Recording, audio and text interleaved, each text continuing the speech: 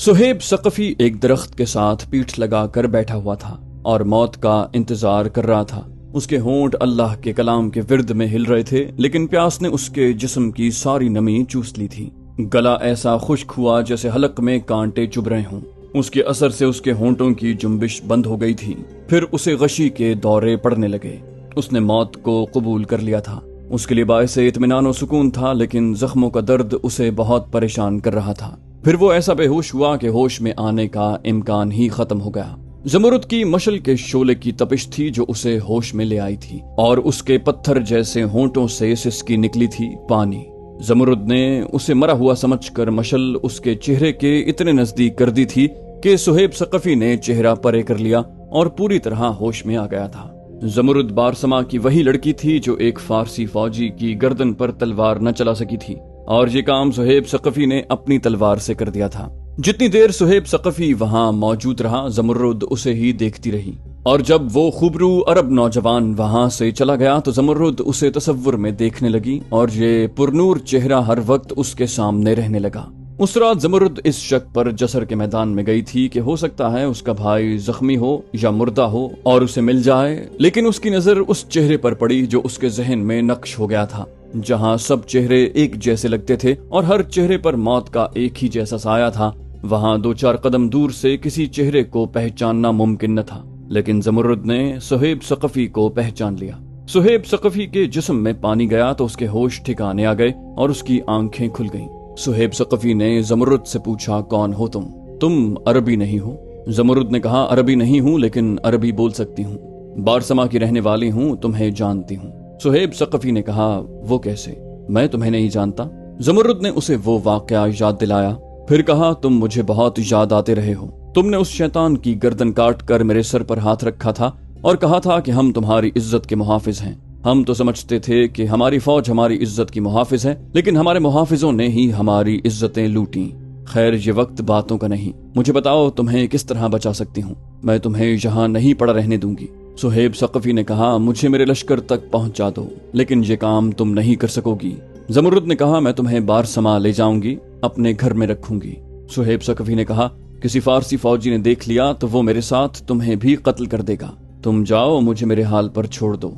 मैं कुछ देर का मेहमान हूँ। मेरी आंखें सुबह का सूरज नहीं देख सकेंगी। मैं मरते वक्त तुम्हें किसी मुसीबत में नहीं डालना चाहता। लड़की फौरन उठी और ये कहकर चली गई कि आती हूँ। वो एक घोड़े पर सवार जल्दी ही आ गई, कूदकर उतरी और सुहेब सकफी को उठाने की कोशिश करने लगी। उसने कहा, हिम्मत करो, उठो, एक बार घोड़े पर सवार हो जाओ, लेकिन बहुत जल्दी। ये मेरे चचा का घोड़ा है, वो यहीं कहीं घूमता फिरता होगा। उसने देख लिया तो बना बनाया काम बिगड़ जाएगा। जमरुद ने सुहेब सकफी को उठाकर इस तरह सहारा दिया कि उसका वजन अपने जिस्म पर डाल लिया। घोड़ा करीब ही खड़ा था। बड़ी मुश्किल से जमरुद ने सुहेब सकफी का पांव रिकाब में रखा और उसके जिस्म को अपने कंधों पर और पीठ पर डालकर उसे घोड़े पर सवार करवाया। सुहेब सकफी के लिए घोड़े की पीठ पर संभल कर बैठना मुहाल हो रहा था। उसने जमरुद से कहा, मैं रास्ते में ही गिर पड़ूंगा। वो बोली, मैं तुम्हें अकेला नहीं भेज रही, तुम्हारे साथ जाऊंगी। वो घोड़े पर सुहेब सकफी के पीछे सवार हो गई और उसकी पीठ अपने सीने के साथ लगाकर उसे अपने बाजुओं में ले लिया। जमरुद ने कहा, तुम घोड़े को काबू में रखना, मैं तुम्हें काबू में रखूंगी। उन्हें एक ललकार सुनाई दी, ये क्या हो रहा है? ठहर जा जमरुद। ये जमरुद के चचा की आवाज थी जिसका घोड़ा था। वो उनकी तरफ दौड़ा आ रहा था। जमरुद ने कहा, ये घोड़ा मेरे चचा का है। उसने घोड़े को एड़ लगाकर कहा, संभलो जरा पुल की तरफ। घोड़ा लाशों को रौंदता फलांगता कश्तियों के पुल पर जा पहुंचा। जमरुद ने मशल फेंक दी थी। जमरुद का चचा चीखता चिल्लाता रह गया और घोड़ा पुल पार कर गया। फारिस के दारुल हुकूमत मदाइन में एक पुरस्कार ड्रामा जमीन के नीचे नीचे चल रहा था, और ये मलिका फारिस पुरान और रुस्तम के गिर्द घूमता था। पहले बयान हो चुका है कि पुरान ने सल्तनत के तमाम अंदरूनी और बैरूनी उमूर, दिफा और जारहियत के फैसलों के इख्तियारात रुस्तम को दे दिए थे। उसकी अपनी हैसियत बराए नाम मलिका किसी रह गई थी। वो और रुस्तम ज्यादा वक्त इकट्ठे गुजारते थे, और ये शक ही नहीं बल्कि शाही हल्कों का मुशाहिदा था कि रुस्तम और पुरान के सरकारी ताल्लुकात जाती दोस्ती का रंग इख्तियार कर गए हैं, और ये दोस्ती काबिल एतराज हुदूद में दाखिल हो चुकी है। मदाइन में फारिस के 2 जर्नैल और भी थे, फिरोजान और महरान। वो भी बहमन जादोया और जालिनूस के पाए के जर्नैल थे, لیکن رستم انہیں نظر انداز کر کے بہمن جادویہ اور جالینوس کو زیادہ اہمیت دیتا تھا۔ فیروزان اور مہران کے دلوں میں خلش پرورش پا رہی تھی جو اس وقت ابھر کر سامنے آ گئی جب رستم نے بہمن جادویہ اور جالینوس کو ہی ہاتھی دے کر مسلمانوں کے خلاف بھیج دیا۔ یہ فوج مدائن سے نکل گئی تو رستم اور پوران جو کچھ دور تک فوج کے ساتھ گئے تھے واپس محل میں آئے۔ فیروزان نے اپنے ایک آدمی سے کہا کہ رستم ادھر ادھر ہو جائے تو اسے اطلاع دے۔ کچھ ہی دیر کے بعد اسے اطلاع مل گئی کہ رستم چلا گیا ہے۔ فیروزان بغیر اطلاع پوران کے کمرے میں چلا گیا۔ فیروزان نے کہا، ملکہ فارس کو میری یہ جرت اچھی تو نہ لگی ہوگی کہ میں بغیر اطلاع اندر آ گیا ہوں۔ ملکہ فارس پوران نے کہا، بیٹھو فیروزان، تمہارا بغیر اطلاع اندر آ جانا تو اتنا برا نہیں لگا، لیکن مجھ تک کچھ ایسی باتیں پہنچی ہیں جو مجھے اور رستم کو بہت بری لگی ہیں۔ فیروزان نے کہا، اس سے پہلے کہ میں وہ باتیں پوچھوں جو کہ ملکہ عالیہ کو بری لگی ہیں، میں یہ پوچھنا ضروری سمجھتا ہوں کہ رستم کون ہے؟ کیا وہ شاہی خاندان کا فرد ہے؟ کیا وہ کسرا کی نسل سے ہے؟ وہ میرے اور مہران جیسا ایک جرنیل ہے۔ پوران نے کہا، کیا تم نہیں جانتے کہ اسے میں نے اختیارات دیے ہیں؟ اور کیا تم نہیں جانتے کہ میں نے یہ فیصلہ سلطنت فارس کی سلامتی اور بقا کے لیے کیا ہے؟ میں اس روز اپنے آپ کو ملکہ فارس سمجھوں گی جس روز میرے کانوں میں یہ خبر پڑے گی کہ اب کوئی زندہ مسلمان فارس کی سرزمین پر نہیں رہا اور فارس کے کھوئے ہوئے علاقے واپس لے لیے گئے ہیں۔ فیروزان نے کہا، ملکہ فارس، اگر آپ کے اور رستم کے انداز و اطوار یہی رہے تو وہ دن کبھی نہیں آئے گا۔ پوران نے کہا، فیروزان، معلوم ہوتا ہے تمہارے دل میں رستم کے خلاف ذاتی اناد پیدا ہو گیا ہے۔ فیروزان نے کہا، نہیں ملکہ عالیہ، بات اگر اناد کی ہے تو اناد رستم کے دل میں پیدا ہوا ہے۔ اسے بہمن جادویہ اور جالینوس کے سوا کوئی اور جرنیل نظر ہی نہیں آتا۔ یہ دونوں شکست خوردہ جرنیل ہیں، دونوں پسپا نہیں ہوئے بلکہ اپنی فوج کا ساتھ چھوڑ کر بھاگ کر آنے والے جرنیل ہیں۔ پوران بولی، میں تمہاری شکایت سمجھ گئی ہوں فیروزان۔ فیروزان نے کہا، آپ کچھ نہیں سمجھ رہی ملکہ عالیہ، آپ بھول رہی ہیں کہ فارس کے تخت و تاج پر شاہی خاندان میں کس قدر قتل و غارت ہو چکی ہے۔ اس تخت پر جو بیٹھا وہ قتل ہو گیا۔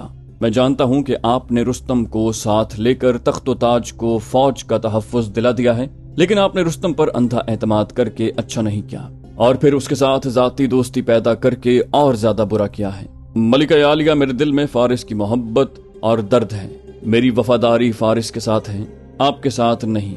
میں یہ کہنے سے ذرا بھی نہیں ڈروں گا کہ رستم پر آپ کے حسن اور جوانی کا نشہ طاری ہو گیا ہے۔ آپ اسے خوش اور مطمئن رکھنا چاہتی ہیں، اس لیے آپ نے اسے اجازت دے رکھی ہے کہ وہ آپ کے اس خوبصورت جسم کے ساتھ کھیلے اور دل بہلائے۔ پوران نے غصے سے بھڑکتے ہوئے کہا، فیروزان، اپنی حیثیت کو پہچانو، مت بھولو کہ میں اس ملک کی ملکہ ہوں اور تم ملازم ہو۔ تم مجھ پر اتنا گھٹیا الزام عائد کر رہے ہو۔ فیروزان نے بے خوف و خطر کہا، ملکہ فارس، میں جو کچھ کہہ رہا ہوں سوچ سمجھ کر کہہ رہا ہوں۔ آپ کون سے فارس کی ملکہ ہیں؟ وہ فارس جس کی فوجیں مسلمانوں کے آگے آگے بھاگی چلی آ رہی ہیں اور جس کے جرنیل اپنی فوج سے پہلے میدان چھوڑ کر بھاگ آئے ہیں، اور اس فارس کی آپ ملکہ ہیں جو آدھے سے زیادہ مسلمانوں کے قبضے میں چلا گیا ہے۔ میں بہت دور کی سوچ رہا ہوں ملکہ عالیہ، اگر مدائن پر بھی مسلمانوں کا قبضہ ہو گیا تو وہ ساری دنیا کو سنائیں گے اور ڈرائیں گے کہ کس طرح پرویز نے ان کے رسول صلی اللہ علیہ وسلم کا خط پھاڑا تھا، اور ان کے رسول نے کہا تھا کہ سلطنت فارس بھی اسی طرح ٹکڑے ٹکڑے ہو کر بکھر جائے گی۔ مسلمان کہیں گے کہ دیکھو اللہ کے رسول صلی اللہ علیہ وسلم کی توہین کرنے والوں پر کیسا عذاب نازل ہوتا ہے۔ میں عرب کے محمد صلی اللہ علیہ وسلم کی پیش گوئی پوری نہیں ہونے دوں گا۔ پوران نے شاہی جلال سے کہا، تم جا سکتے ہو، میں رستم کے ساتھ بات کروں گی۔ فیروزان کمرے سے نکل گیا۔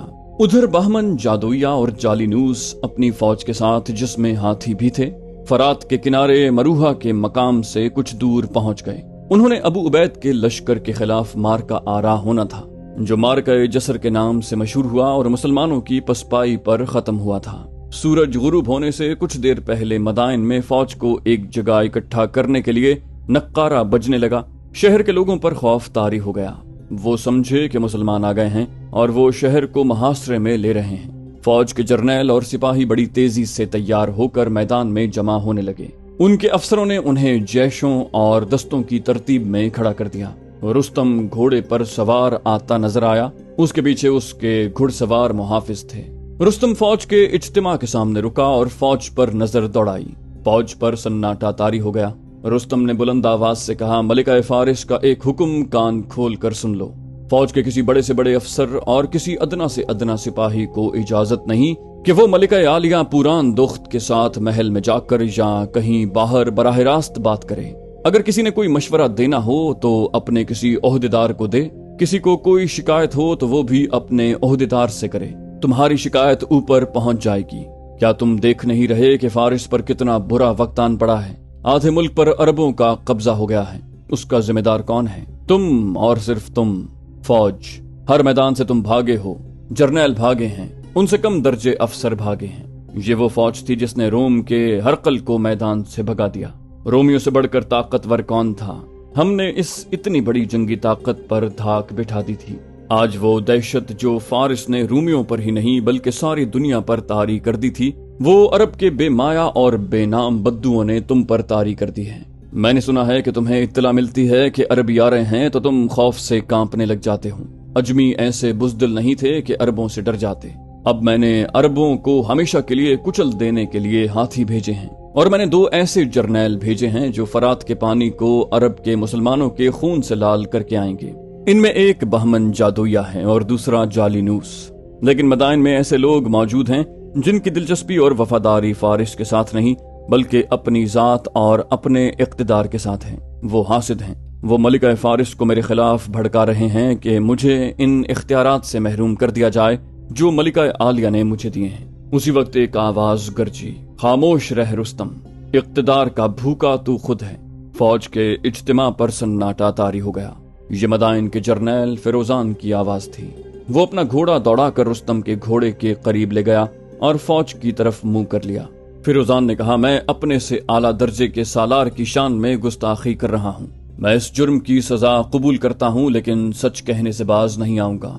मैं रुस्तम से पूछता हूँ कि क्या उसने एक बुजुर्ग से नहीं कहा था कि उसने इक्तिदार की हवस और हुकूमत के लालच में उसकी जिम्मेदारियां संभाली हैं? रुस्तम अपने आप को इल्म नजूम का माहिर समझता है। इसने कहा था कि इल्म नजूम बताता है कि सल्तनत फारिस का अंजाम ठीक नहीं होगा। मैं बताता हूँ कि क्यों ठीक नहीं होगा। अगर इस शख्स की नीयत ठीक हो जाए तो सल्तनत का अंजाम भी ठीक होगा। ये बहमन जादुया और जालिनूस को इतने ताकतवर जर्नैल समझता है कि वो फरात के पानी को खून से लाल करके आएंगे। तुम जानते हो कि ये दोनों जर्नैल अरबों से शिकस्त खाकर भागे हुए हैं। रुस्तम खुद महाज पर क्यों नहीं जाता? सिर्फ इसलिए कि ये पुरान दुख्त के साथ जो बराए नाम की मलका है ऐशो इशरत में मसरूफ है। रुस्तम ने न्याम से तलवार निकाल कर कहा, इसे गिरफ्तार कर लो। मैं अपनी तौहीन बर्दाश्त कर लूंगा, मलिका आलिया की शान में गुस्ताखी बर्दाश्त नहीं करूंगा। रुस्तम के पीछे खड़े 4 घुड़सवार मुहाफिज फिरोजान की तरफ बढ़े। फिरोजान ने तलवार निकाल कर कहा, मुझे गिरफ्तार करने के लिए खुद आगे आ रुस्तम। फिरोजान ने रुस्तम को ललकारा। फौज के इज्तिमा में एक और आवाज गरजी, खबरदार, फिरोजान के करीब कोई ना आए। 4-5 घुड़सवार सामने आए। सवारों के हाथों में तलवारें थीं। उन्होंने फिरोजान को अपने हिसार में ले लिया। उसके साथ ही फौज में हड़बोंग मच गई। हम फिरोजान के साथ हैं। फिरोजान सच कहता है। रुस्तम हमारा बादशाह है। हम रुस्तम के साथ हैं। फिरोजान गद्दार है। रुस्तम गद्दार है। देखते ही देखते फौज 2 हिस्सों में बट गई। जिस तरतीब में फौज खड़ी थी वो दरहम बरहम हो गई। सूरत हाल खाना जंगी वाली पैदा हो रही थी।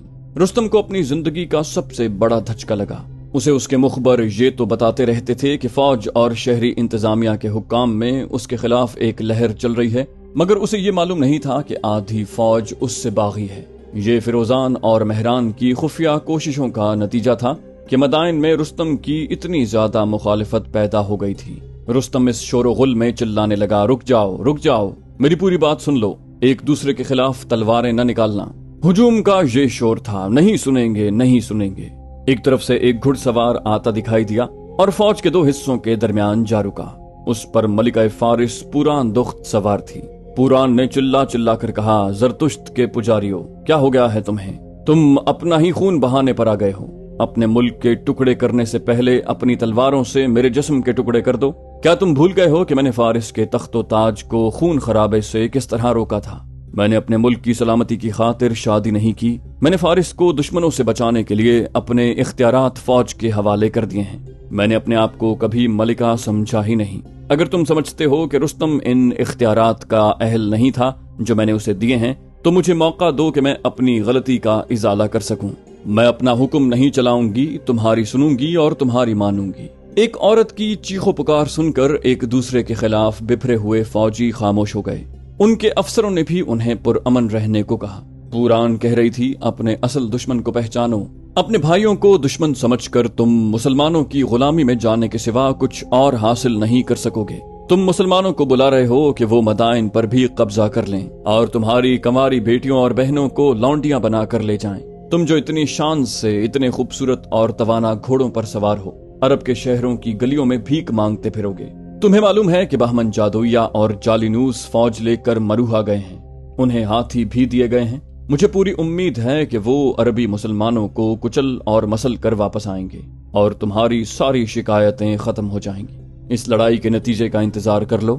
یہ دونوں جرنیل واپس آ جائیں گے تو پھر میں تمام جرنیلوں کو اکٹھا بٹھا کر ایسے فیصلے پر پہنچ جاؤں گی جسے تم سب سے بہترین فیصلہ کہو گے۔ پرسکون اور پرامن رہو اور اپنے اپنے ٹھکانے پر چلے جاؤ۔ فوج کی اجتماع گاہ خالی ہو گئی۔ فیروزان اور مہران بھی چلے گئے۔ رستم اور پوران وہیں رہ گئے تھے یا ان کے گھڑ سوار محافظ تھے جو ان سے کچھ دور کھڑے ہوئے تھے۔ رستم نے کہا، مشکل یہ ہے کہ ہم جنگی حالات میں سے گزر رہے ہیں۔ اگر حالات معمول پر ہوتے تو میں فیروزان اور مہران کو زندہ نہ چھوڑتا۔ رستم نے سر کو جھٹک کر پوران کی طرف دیکھا اور بولا، اب میں تم سے دور رہوں گا پوران، شدید ضرورت کے تحت آیا کروں گا۔ پوران نے کہا، مجھے توقع نہیں تھی کہ ہمارے حالات اتنے زیادہ بگڑ گئے ہیں، اسے ذاتی مسئلہ نہ بنا لینا رستم۔ فارس کی بنیادیں ہل چکی تھیں اور کسرا کے ایوانوں کی دیواروں میں دراڑیں صاف نظر آنے لگی تھیں۔ پوران اور رستم ذہن سے اتار چکے تھے کہ کسرا پرویز نے رسول اکرم صلی اللہ علیہ وسلم کے خط کو بہت سے ٹکڑوں میں پھاڑ کر انہیں ایک پھونک سے اڑا دیا تھا۔ رسول اللہ صلی اللہ علیہ وسلم کو اطلاع ملی تو آپ علیہ السلام نے فرمایا تھا کہ سلطنت فارس اسی طرح ٹکڑے ٹکڑے ہو کر بکھر جائے گی۔ کسرا نے صرف یہی گستاخانہ حرکت نہیں کی تھی، وہ توہین رسالت کا یوں مرتکب ہوا تھا کہ اس نے اپنے ایک گورنر کو حکم بھیجا تھا کہ محمد صلی اللہ علیہ وسلم کو گرفتار کر کے میرے دربار میں پیش کرو۔ رسول اللہ صلی اللہ علیہ وسلم نے اپنا کوئی پیغام نہیں بھیجا تھا، وہ تو اللہ کا پیغام تھا جو اس تک پہنچایا گیا تھا کہ قبول کرو کہ اللہ وحدہ لا شریک ہے اور اس کے سوا کوئی معبود نہیں، اور محمد صلی اللہ علیہ وسلم اللہ کے رسول ہیں۔ رسالت اور حق کے پیغام کی جو توہین کسرا پرویز نے بھرے دربار میں کی تھی، اس کی سزا اسے فوراً ہی ملنا شروع ہو گئی تھی۔ اس کے خاندان میں قتل و غارت شروع ہو گئی تھی اور نوبت خانہ جنگی تک پہنچ گئی تھی۔ جس وقت فیروزان اور رستم آمنے سامنے آ گئے اور فوج دو دھڑوں میں بٹ گئی اور دونوں دھڑے تلواریں نکال کر ایک دوسرے کا خون بہانے پر اتر آئے تھے، اس وقت ایک گھڑ سوار مدائن سے نکلا اور مروہا کی طرف رخ کر کے اس نے گھوڑے کو ایڑ لگائی۔ وہ بہمن جادویہ کا مخبر تھا، جسے بہمن جادویہ یہ کام سونپ گیا تھا کہ مدائن میں کوئی گڑبڑ ہو جائے تو وہ فوراً اطلاع دے۔ بہمن جادویہ پہلے ہی جالینوس سے کہہ رہا تھا کہ فوج دو حصوں میں بٹتی جا رہی ہے۔ بہمن جادویہ کا یہ مخبر اس دن اور اس وقت اس کے پاس پہنچا جب فارس کی فوج مسلمانوں کو بہت بری شکست دے چکی تھی اور مثنہ بن حارثہ اپنے بچے کچے مجاہدین کو کشتیوں کے پل سے دریا پار کروا رہے تھے۔ پہلے بیان ہو چکا ہے کہ مثنہ بن حارثہ نے چند ایک مجاہدین کو ساتھ لے کر کس طرح فارس کی فوج کو روکے رکھا اور مجاہدین پل تک پہنچتے اور دوسرے کنارے کی طرف دوڑتے رہے۔ وہ ایک بہت بڑے خطرے کے آگے دوڑ رہے تھے۔ خطرہ یہ تھا کہ فارسی تعاقب میں آئیں گے، میدان ان کے ہاتھ تھا، ان کے پاس نفری بھی زیادہ تھی، ان کا تعاقب میں آنا یقینی امر تھا۔ وہ جانتے تھے کہ مسلمانوں کا اس قدر زیادہ نقصان ہو چکا ہے کہ وہ اب بھاگنے کے سوا کچھ نہیں کر سکتے۔ فارسی ان 3000 مجاہدین کے پیچھے آ کر انہیں ختم کر سکتے تھے۔ مثنہ بن حارثہ اسی خطرے سے نکلنے کی کوشش کر رہے تھے۔ اللہ نے ان پر یہ کرم کیا کہ مدائن سے جو گھڑ سوار نکلا تھا وہ اس وقت جسر کے میدان میں پہنچا جب بہمن جادویہ اپنے افسروں کو حکم دے رہا تھا کہ عربوں کا تعاقب کیا جائے اور کسی ایک کو زندہ نہ چھوڑا جائے، انہیں پل توڑنے کی مہلت نہ دی جائے۔ مدائن کا سوار اس کے سامنے جا رکا اور گھوڑے سے کود کر اترا۔ بہمن جادویہ نے کہا، تمہارا چہرہ بتا رہا ہے کہ تم کوئی اچھی خبر نہیں لائے۔ سوار نے ہانپتے ہوئے کہا، یقیناً اچھی نہیں ہے، اور بڑی تیزی سے بولتے ہوئے اسے سنایا کہ مدائن میں کیا ہوا ہے۔ بہمن جادویہ اور جالینوس کے چہروں کے رنگ اڑ گئے۔ سوار نے کہا، معلوم نہیں اب تک وہاں کیا ہو چکا ہوگا، میں فوج کو 2 حصوں میں بٹا ہوا اور ایک دوسرے کو للکارتا ہوا چھوڑ آیا ہوں۔ سردار رستم اور سردار فیروزان نے ایک دوسرے کے خلاف تلواریں نکال لی تھیں۔ پہلے بیان ہو چکا ہے کہ بہمن جادویہ اور جالینوس فوج کے زیادہ تر دستے اپنے ساتھ مدائن لے گئے اور کچھ دستے اپنے ایک جرنیل جابان کو دے گئے۔ जाबान मुजाहिदीन के ताक़ुब में गया और उलैस के मकाम पर मुसन्ना बिन हारिसा के 3000 थके मांदे मुजाहिदीन ने एक भी फारसी को जिंदा न छोड़ा और जाबान पकड़ा गया। मुसन्ना बिन हारिसा के हुक्म से उसे कत्ल कर दिया गया था।